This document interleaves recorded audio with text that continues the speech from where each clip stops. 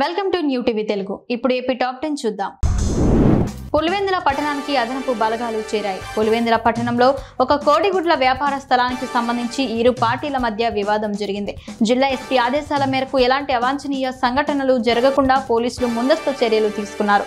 అదనపు బలగాలు పులివెందులకు చేరాయి. పులివెందుల సీఐలు బాల మద్దిలేటి, వేంపల్లి సీఏ వేముల ఎస్ఐ, ఏఎస్ఐలు పోలీస్ సిబ్బంది ఉన్నారు. అనంతగిరి మండలంలోని గురువారం మధ్యాహ్నం నుంచి సాయంత్రం వరకు కురుస్తున్న భారీ వర్షానికి పెదకోట పంచాయతీ పరిధి జాలాడ సమీపంలోని కుడియాకు వెళ్లే రహదారిపై కొండవాగు పొంగి వరద నీరు ప్రవహిస్తోంది. దీనితో గిరిజనులు రాకపోకలకు ఇబ్బందులు ఎదుర్కొంటున్నారు. ఏటా వర్షాకాలంలో ఈ రహదారిపై వాగు పొంగి రాకపోకలకు ఇబ్బందులు పడుతున్నాయని గిరిజనులు, కళ్యాణ్ తదితరులు ఆవేదన వ్యక్తం చేశారు. సమస్యపై అధికారులు స్పందించాలని కోరారు. మాజీ ఎంపీ బుట్టా రేణుక వైసీపీకి గుడ్ బై చెప్పి టీడీపీలో చేరనున్నారని వార్తలు వస్తున్నాయి. దీనిపై ఆమె స్పందిస్తూ, నేను వైసీపీని వీడుతున్నట్లు వస్తున్న వార్తల్లో నిజం లేదు. కొన్ని మీడియా ఛానళ్లు కావాలని తప్పుడు వార్తలను ప్రచారం చేస్తున్నాయి. రాష్ట్రంలో వైసీపీ ఇప్పటికీ బలంగా ఉంది. మాకు 40% ఓట్లొచ్చాయి అని పేర్కొన్నారు. తాజాగా ఎమ్మెగనూరు ఎమ్మెల్యే అభ్యర్థిగా బరిలో నిలిచిన రేణుక ఓటమి చెందారు. కారంచెడు మండలం స్వర్ణలో ఇటీవల జరిగిన అగ్ని ప్రమాదంలో నిరాశ్రులైన 3 కుటుంబాల పరిస్థితి దయనీయంగా ఉంది. అప్పట్లో ప్రభుత్వం అరకొర సాయం చేసి చేతులు దులుపుకుంది. జాండ్రపేటకు చెందిన పుట్ట ఎలీషారెడ్డి మానవతా దృక్పథంతో వారికి ఇల్లు కట్టించేందుకు నడుం బిగించి సొంత సొమ్ము ₹1,00,000 ఖర్చు పెట్టి పునాదులు తీయించారు. ఇంకెవరైనా దాతలు మరో ₹50,000 సమకూర్చి వీటిని పూర్తి చేయాలని బాధితులు కోరుతున్నారు. మండపేట నియోజకవర్గ కేబుల్ ఆపరేటర్ల ఆధ్వర్యంలో మండపేట కాపు కళ్యాణ మండపంలో కేబుల్ ఆపరేటర్లు మండపేట ఎమ్మెల్యే వేగుళ్ల జోగేశ్వరరావును ఘనంగా సత్కరించారు.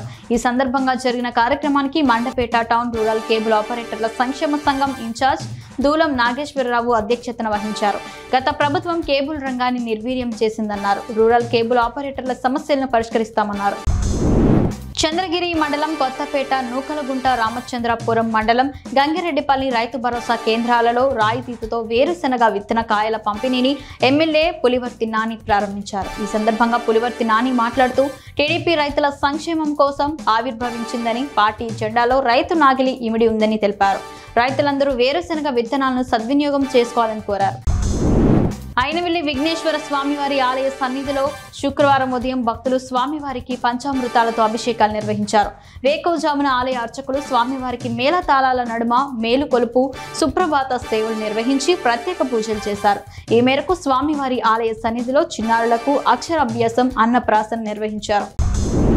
నరసన్నపేట నియోజకవర్గంలోని పోలాకి, నరసన్నపేట మండలాలలో రేషన్ డిపో డీలర్లు రాజీనామా పత్రాలను పౌర సరఫరాల శాఖ డిప్యూటీ తహసీల్దార్ రామకృష్ణకు అందజేస్తున్నారు. ఈ సందర్భంగా డిటి రామకృష్ణరావు శుక్రవారం మాట్లాడుతూ, నరసన్నపేటలో దూకులపాడు, విఎన్ పురం, గోకయ్య వలస, కొత్తపేట మరియు పోలాకిలో జిల్లెడు వలస రేషన్ డిపో డీలర్లు తమ రాజీనామాలను సమర్పించారని తెలిపారు. దీనికి ప్రత్యామ్నాయ ఏర్పాట్లు చేస్తున్నామని ఆయన అన్నారు. Pan India star, young rebel star Prabhas నటించిన కల్కి చిత్రం ప్రపంచవ్యాప్తంగా గురువారం విడుదలైంది. ప్రభాస్ జన్మస్థలం పశ్చిమ గోదావరి జిల్లా మొగల్తూరు స్థానిక శ్రీదేవి జానకి థియేటర్ వద్ద మూవీ రిలీజ్ సందర్భంగా అభిమానులు పెద్ద ఎత్తున సంబరాలు జరుపుకున్నారు. ఈ కార్యక్రమంలో భాగంగా ప్రభాస్ ఫ్యాన్స్ అసోసియేషన్ జిల్లా కన్వీనర్ చింతపల్లి రవికుమార్ ఆధ్వర్యంలో కేక్ ను కట్ చేశారు. అనంతరం అభిమానులు 101 టెంకాయలు కొట్టారు. చిత్తూరు జిల్లాలో ఎవరైనా అసాంఘిక కార్యకలాపాలకు పాల్పడితే చర్యలు తప్పవని సెబ్ అడిషనల్ ఎస్పీ సుబ్బరాజు హెచ్చరించారు. చిత్తూరులో ఆయన మీడియాతో మాట్లాడుతూ, యువత చెడు వ్యసనాలకు దూరంగా ఉండాలన్నారు. సారా, మద్యం, గంజాయి, ఇసుక రవాణా, గ్యాంబ్లింగ్, ఆన్లైన్ బెట్టింగ్ వంటి వాటికి పాల్పడితే కేసులు నమోదు చేస్తామని వార్నింగ్ ఇచ్చారు.